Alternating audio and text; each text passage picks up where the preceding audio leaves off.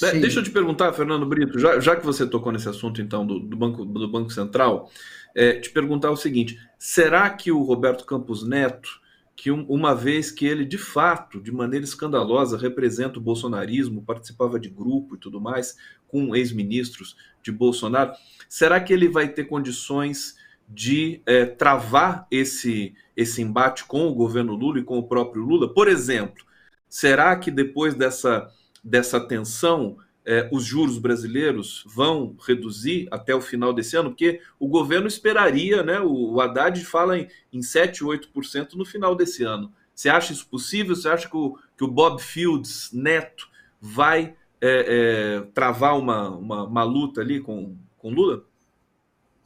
Olha, isso aí é uma previsão igual à questão do golpe militar, Conde, entendeu? Quer dizer, querer é uma coisa, tá?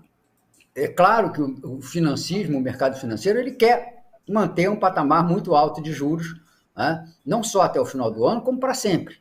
Se dependesse deles, as taxas estratosféricas de juros, que não se medem pelo seu percentual, se medem pela relação que ela mantém com o processo inflacionário. Tá? Veja, os Estados Unidos, todos sabem que os Estados Unidos entraram no processo de elevação dos juros, que não terminou, conduzido pelo Federal Reserve. Tá? Eles têm agora juros de 3,5% ao ano, na opção mais cara, tá? Para fazer frente a uma inflação que anda na casa dos 8%. Portanto, uma taxa de juros que não é a metade da sua taxa de inflação. O Brasil está com uma taxa de inflação abaixo de 6% e juros de 13,75%. Portanto, aqui a equação é o contrário. A taxa de juros é o dobro da inflação passada. Né? Claro que a inflação passada não deve ser a única métrica da taxa de juros, porque a taxa de juros é uma perspectiva de ganho para o futuro e a inflação passada, como eles dizem os economistas, é ex ante, né?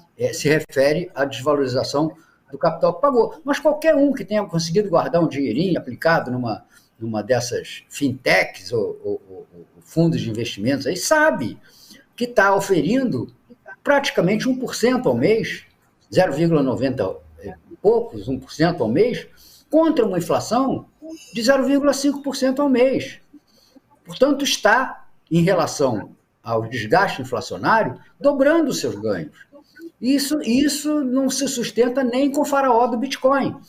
Entendeu? Então, se o governo conseguir algum relativo equilíbrio econômico, algum sucesso na negociação parlamentar da reforma tributária, conseguir formular uma âncora fiscal, que eu não gosto nem de usar esse termo, porque âncora é para o navio que fica parado, né? Serve para segurar ele parado no lugar, mas se conseguir o que eles chamam agora de arcabouço fiscal minimamente crível, eu acho que sim, porque o Brasil está com déficit de crescimento de muito tempo. Então, é um desses processos que tem tudo para acontecer. Agora, se vai acontecer ou não, depende de muitas coisas, inclusive de eventos como o de hoje, com a visita do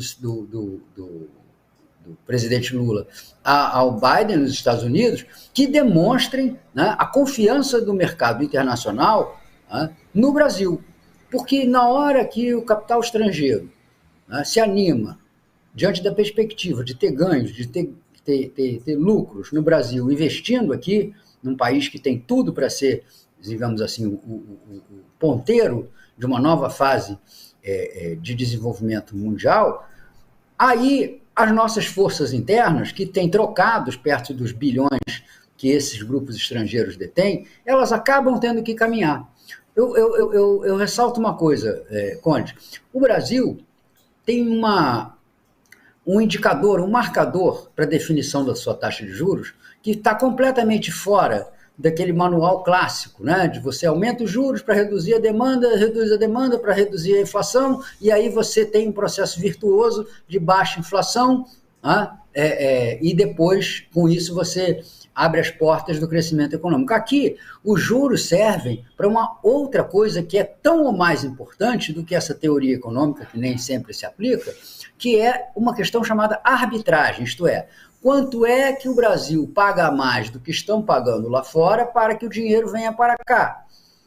Então, se eu tenho uma taxa de juros de 3% no mercado externo e uma taxa de juros de 13% no Brasil, que cai para uma taxa real na faixa de 6%, depois de descontada a inflação, eu tenho, claro, vantagens em aplicar dinheiro no Brasil e exercer o que eles chamam de taxa de arbitragem, isto é, ganhar a diferença entre os juros que eu tomo lá fora para reunir capital e os que me pagam aqui no Brasil para eu aplicar o capital. Então, só para completar. Mas isso é péssimo no Brasil, né? Claro, claro. É óbvio mau negócio, mas em alguns momentos pode ser sim necessário, porque mesmo que não seja o melhor negócio do mundo, às vezes é essencial para você ter um influxo de capital que permita fazer a economia girar, fazer a economia sair do marasmo, sair da estagnação e voltar a se retroalimentar. Mas a questão fundamental é essa.